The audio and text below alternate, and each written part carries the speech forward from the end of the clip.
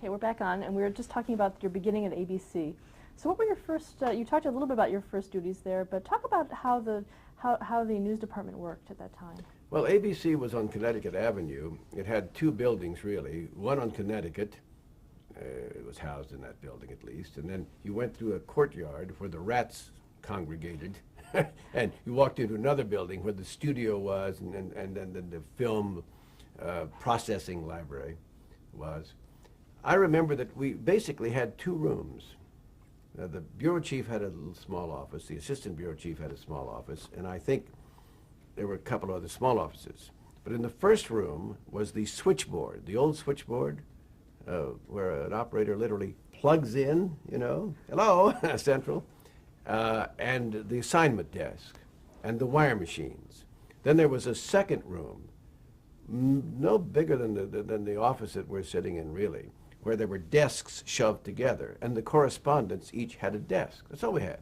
Remember, there were no computers in those days. We had a typewriter and a desk and a telephone. And there were 4 or 5 of us in there.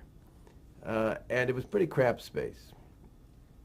We'd get our assignments. I'll never forget my first week there. The assignment editor said to me, now, all right, fine, we've got all of you, here's your orientation. And he took me through it. He said, now, I said, what do I do? What are you sending me? I said, well, you stay home. We'll call you in the morning. If we have an assignment for you, we'll call you and tell you what it is, and you'll come in and do it. And I said, I stay home? Yeah. I said, I don't want to stay home. I mean, if you don't have an assignment, I'll come in, I'll read the wires. I mean, I'll go do something. He thought that was strange. I didn't think it was strange. And again, it kind of shows you that at that point, ABC News had not really gotten into the thing in a really big way. So I came in, and then they began to give me assignments, and one thing led to another.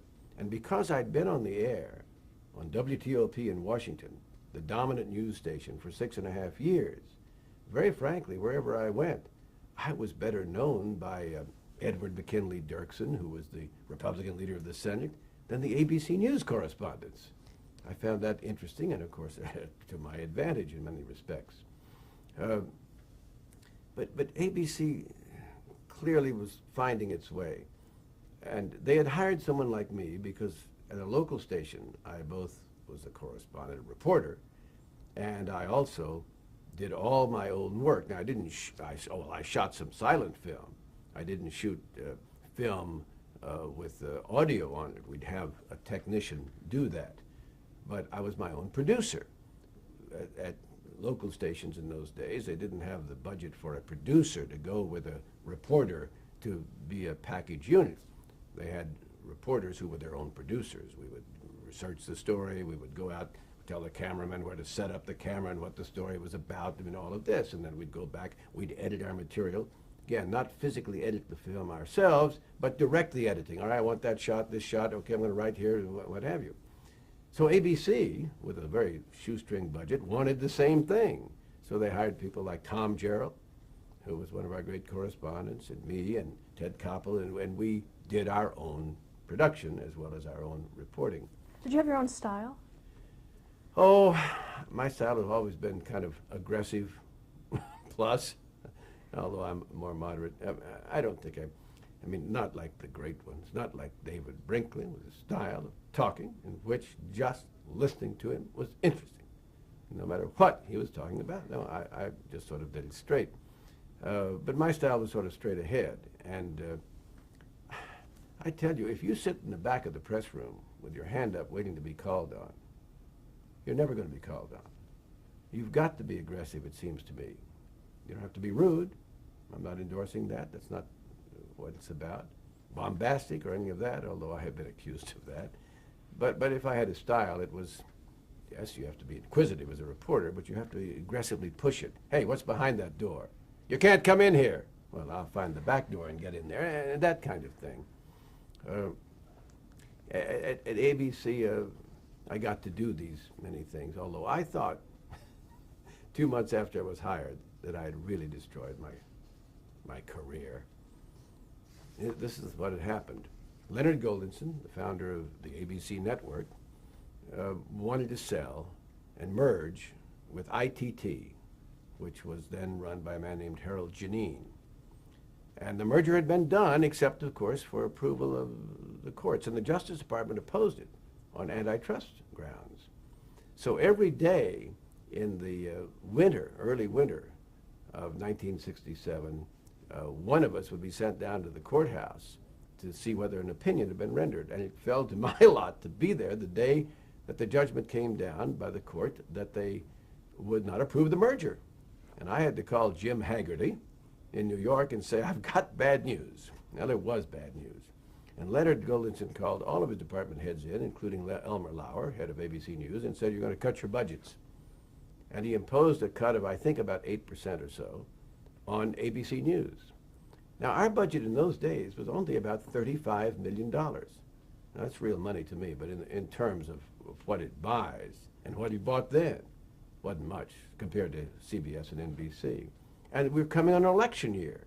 I mean, we had conventions to cover, we had election to cover, we had the campaigns to cover, and we're told, cut the budget, or Elmer Lauer's told. He came up with a unique device. He announced that for the first time in modern times, ABC would not cover the conventions gavel to gavel.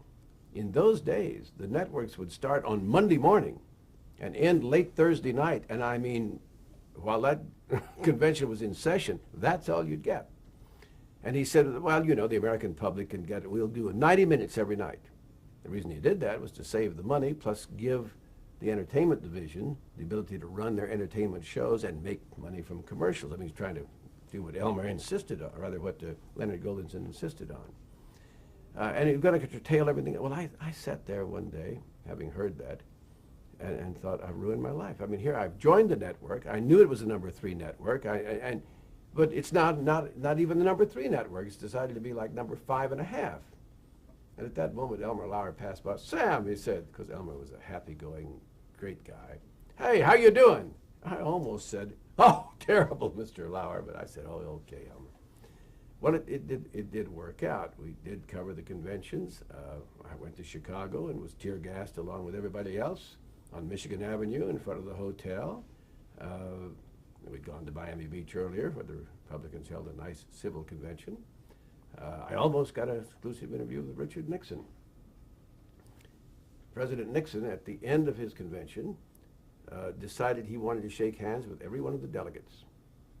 And so they put large walkways up to the presidential platform where he had delivered his acceptance address. This was for his re-election, rather for his re-election 1972 I'm talking about. I got in line. Now I've got this headset on. I've got this big battery pack around me. I mean, you know, I'm a floor correspondent. I've got this microphone. And the guy at the line says, what do you want to do? I said, why, I just want to shake hands with the president. I said, okay. So I walk up. And I'm about to get there, and I'm saying to the control room, hey, I'm about here. I'm going to interview the President of the United States. And I hear Howard K. Smith saying, so for ABC News, good night from Miami Beach, and good night from the convention. I'm screaming, ah! I get there, I look at the president, I shake his hand, he said, oh? And I said, oh, and I asked him some question and left. I know I've just mixed up the dates. We were talking about 1968, and I suddenly shift to 1972. So you can take it out, put it in context, or just leave it where it is. Those early years at ABC were great. Got to cover again the big stories in Washington. When we put 2 men on the moon for the first time, I went to India because President Nixon decided to see them in the Pacific when they splashed down, and then he went round the world, and one of the stops was in India for 2 weeks. Talk about the moon coverage, the actual landing. Were you involved in that? Well, no. I mean, I watched it here in Washington and interviewed people about it, but I was never a space correspondent. I've never seen a launch at the Cape. Although there's the funny story later on about my being a space expert one terrible night. But anyway, I was telling you I was in India for 2 weeks. At the end of the time Mr. Nixon came, he left, we left, and at the end of our 2 weeks there, my producer and I, Phil Bergman, had a wonderful driver. Spoke perfect English, of course. The car had been hired for us. And we got along famously with him and did a good job, so drove us to the airport. And I said, you know, we ought to tip him. And I dug in my pocket, and I came up with $45. And I said to the guy, here, we just want to give you a little something. He looked at the money, and he burst out crying. And I thought to myself, I've insulted him. I've left him too little. I mean, it's true, 2 weeks and $45 is a tip. No, that wasn't why I was crying. I had just given him the per capita annual income in India in 1969. It's a lesson I've always remembered. Small change from my pocket was what the average Indian made in 1969. There are other experiences from that early time. Vietnam, of course, I covered working for ABC News. In Vietnam, when we did radio broadcasts, we called up New York the same way Edward R. Murrow had done in the Second World War.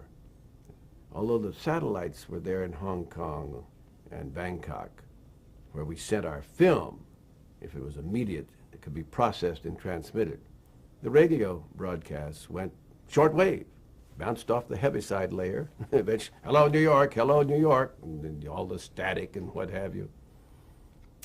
And in Vietnam, of course, as the war was winding down, the tragedy of it was so obvious, so apparent, the futility of it, the wasted lives of all sides.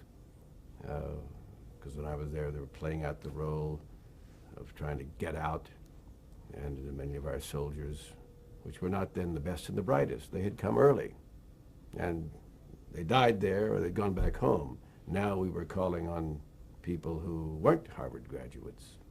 And this was in 71? Yeah, 1971. And many of them were drug addicts. And I watched some of them die at the field operation hospitals. And there was one incident there that I thought I did a story on.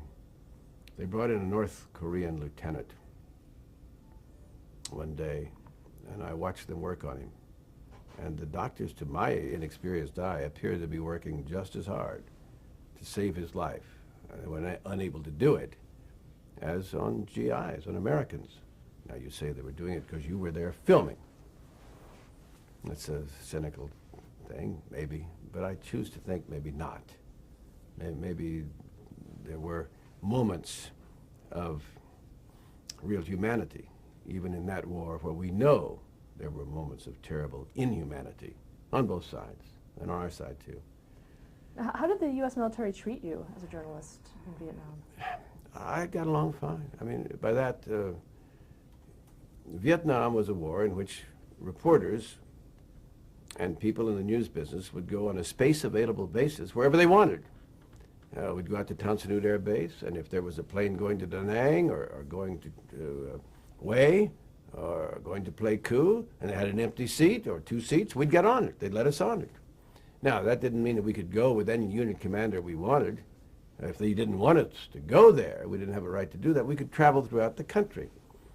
I know that young officers in Vietnam who later became senior officers thought that was the wrong thing to do.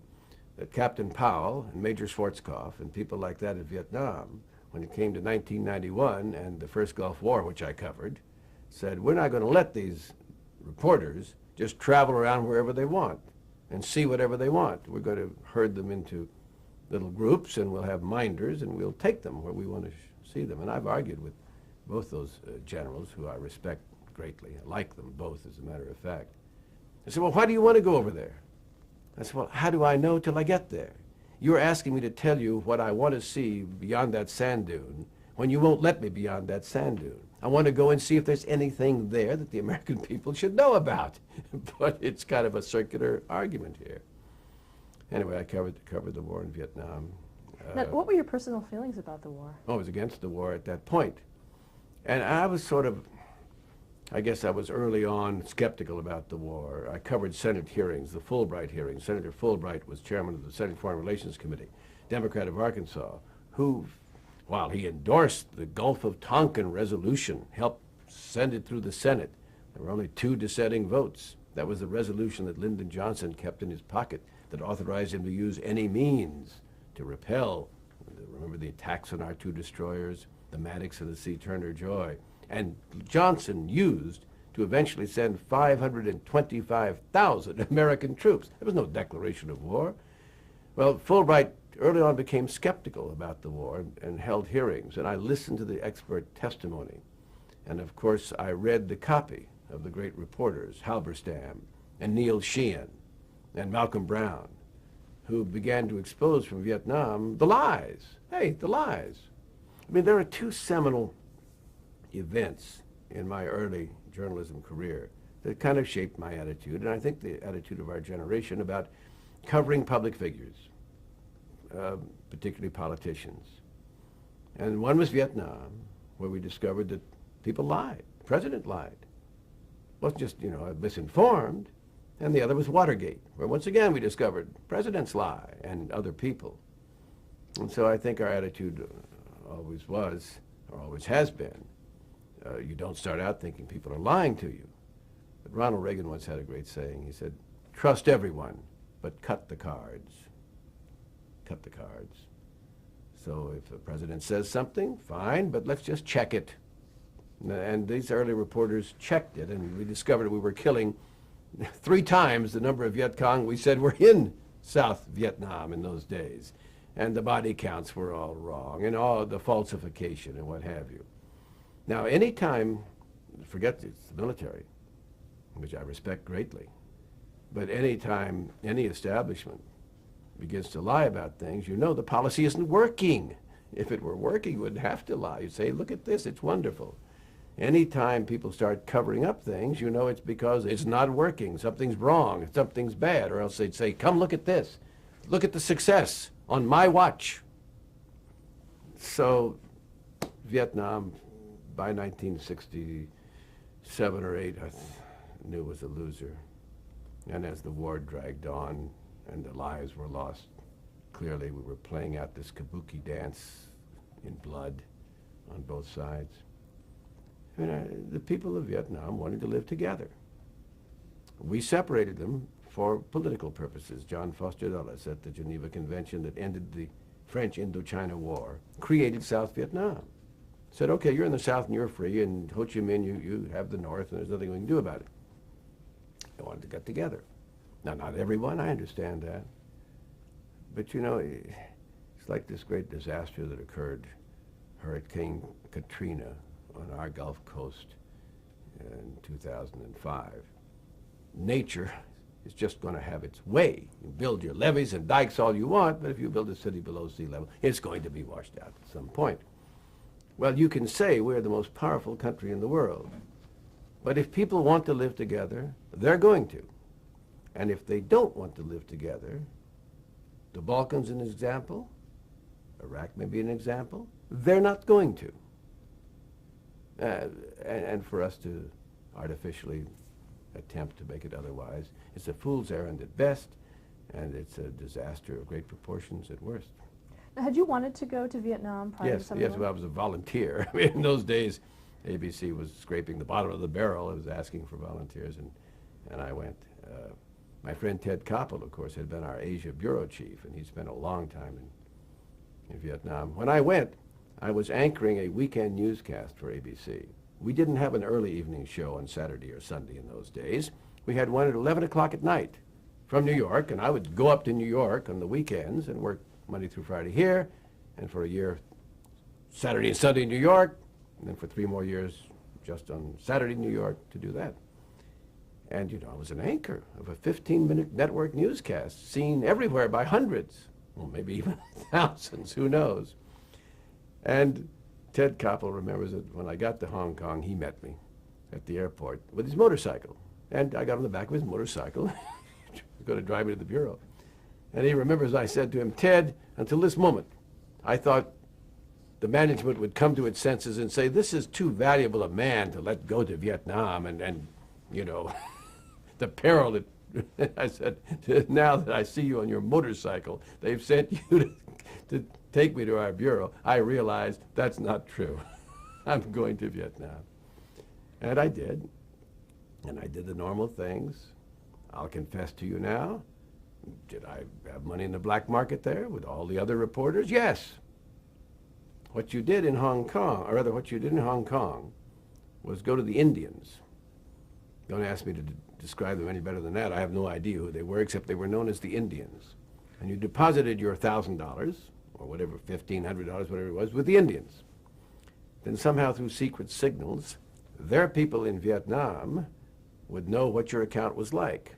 And you would go to them and they would give you the Vietnamese currency, but it would be inflated in the sense that instead of dollar for dollar or whatever it was, yuan for yuan, you would get more.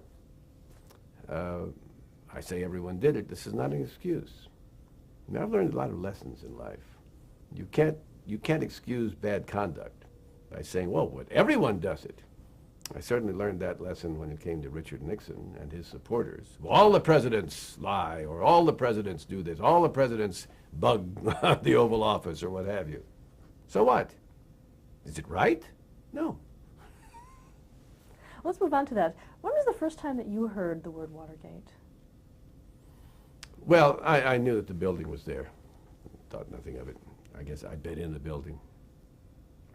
Obviously, it was in connection with the burglary, which occurred in the early morning hours of the 17th of June, 1972.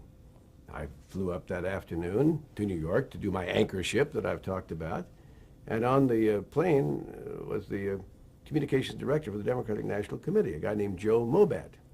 And Joe said, have you heard about the burglary? I said, no, I don't know what you're talking about. He said, well, they caught some guys in Larry O'Brien's office in the Democratic National Committee. I said, really? What were they doing? He said, we don't know. I mean, they had masks, all of the gloves and what have you. So when I got up, of course, it was on the wires, a little story and what have you. And I remember saying to the producer, we ought to lead with this. And the guy says, oh, come on. Oh, what is this? I mean, he didn't say second-rate burglary, but he said, so I think it was our third story. I have no idea what our lead was that night. But like so many things, at the beginning, it just didn't make the impact. It's easy if a plane, God forbid, hits a building. That's a big story. But this, who's to know that a president of the United States is going to resign, again, one step ahead of a sheriff, because of something that's happened a few hours earlier like that. But I became the Watergate correspondent for ABC. And I did my best, which wasn't good enough. No Woodward or Bernstein here, no ability to dig out the really pertinent information. And the only excuse I can give for myself, and maybe some of my colleagues on the broadcast side, is I think we tried. Now we know that, of course, Bob Woodward had a terrific source, the number 2 guy at the FBI, Mark Felt. But aside from that, we spend a great deal of our time in this business not just gathering the news, but then preparing it for electronic transmission. At least in those days we did. If you shot film, then you had to take it back and you had to have it processed and you had to screen it and view it and find the scenes you want and have it edited. You wanted to write your script, match it to the film. You wanted to narrate it on the air. You had to do your stand-up close. That takes time. While print reporters can be making 3 more phone calls, can be knocking on 2 more doors. Again, it's a flimsy excuse perhaps, but there are some reasons, forget me, why very good broadcast reporters don't always come up with the same level of scoops as the very good print reporters. It's just simply the nature of the transmission and the way you spend your time. Although this is taking nothing away from Woodward and Bernstein. They work very hard. They deserve all the accolades that we in the business have given them to this day, and they have commemorated themselves in the history of the news business in this country, and properly so. But I covered the Watergate story. I was in the courtroom, having covered the trial of the Cubans, when Judge John J. Sirica read the famous letter from Frank McCord saying there were higher-ups involved here. Maximum John had said, I'm going to throw the book at you. If you all don't come clean, you're going to prison for as long as I can give you. And McCord cracked. And from that moment, you sort of knew uh-oh, you could suspect before then. And George McGovern went around the country trying to get people to suspect that Richard Nixon might be a crook after all. But now you knew, as the chain went up the line, that if so-and-so, if Magruder had done it and knew it, then Haldeman knew it. And if Haldeman knew it, as someone once put it, there was nothing that Haldeman knew that Nixon didn't know. And so it was just a question of how the apparatus of government, at this point, not journalism, government, a federal judge, a committee of the Senate, which I covered, a committee of the House, the Judiciary Committee with the Articles of Impeachment, and finally the Supreme Court ruling unanimously that he had to turn over those tapes in which you heard him and Haldeman plotting the cover-up on the Wednesday after the burglary. I'll tell you a little story about the summer of '72, though, which is apropos of how our business has changed. I covered the hearings on Capitol Hill. A great anchorman named Frank Reynolds, who died so young, at 59, of cancer, who was our principal anchorman when he died in 1983, was the anchor in the studio. Now, the first week, the 3 television networks, and remember there were only 3, covered the hearings from gavel to gavel. Sam Ervin, the senator from North Carolina, presiding. Howard Baker, the Republican senator from Tennessee, his Republican counterpart. Country was riveted, and they were calling all these top White House officials to testify. But the network said, we're losing all this money. So they decided that every third day, one of us would do the gavel to gavel, the other 2 would run the soap operas. So every third day it was Frank and Sam. So I say, every third day, if you wanted to watch those hearings, and millions and millions and millions did, you had to watch me. You didn't have a choice. It wasn't a question, I like this other person better, you know. Hey, this guy's not too bright. You had to watch me. I point this out only because today, for instance, the new anchors of the evening news broadcasts, they're very capable, they're very good, no question about it. Try to compare them with Walter Cronkite or the great Huntley Brinkley, or the 3 that they've taken their places, like Peter Jennings or Tom Brokaw or Dan Rather. It's not a question of comparison. They don't have the chance to assemble the same size audiences because of fragmentation. They're never going to be in a position where you had to watch this guy or this gal like they once had to watch just me. The fragmentation is simply not only cut into the ability to assemble large audiences, but cut in, of course, to the profit margins of these organizations. Cable has mainly done that. Cable's a good thing, but it's changed the business. Now, when you were at ABC in, say, '72, was there an overriding philosophy for news at ABC? Well, we thought we wanted to beat the competition. People like Koppel and Jennings, and me and some others, we thought we were pretty good. Yeah, we looked in the mirror and we saw greatness. Not many other people did. Our excuse in those days was we didn't have the resources. I mean, CBS would show up with 3 camera crews, and I'd be lucky if I could get 1 if they'd get there on time. CBS would have couriers to get that film back, and later the videotape. And I'd, many a time, jump on the back of a motorcycle, someone else driving, and try to get the videotape back myself for the film. But we were cocky, but not that watched. Although today, if you had the audience that the ABC Evening News had in 1970 or 71, you would die for it.